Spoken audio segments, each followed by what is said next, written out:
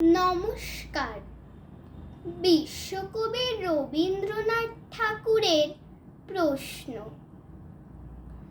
মাগো, আমায় ছুটি দিতে বল, সকাল থেকে পড়েছি যে মেলা। এখন আমি তোমার ঘরে বসে করব শুধু পড়া পড়া খেলা। তুমি বলছো দুপুর এখন সবে, না হয় যেন সত্যি হলো তাই। একদিনও কি দুপুর বেলা হলে বিকেল হলো মনে করতে নাই? আমি তো বেশ ভাবতে পারি মনে, সূর্য ডুবে গেছে মাঠের শেষে।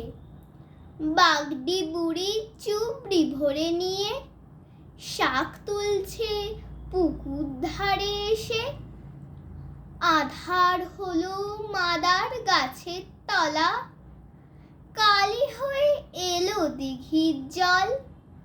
হাটের থেকে সবাই এলো ফিরে, মাঠের থেকে এলো চাষির দল। মনে কর না উঠল সাঁঝের তারা, মনে কর না সন্ধে হলো যেন।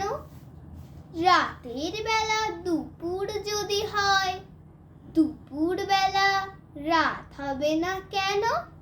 নমস্কার।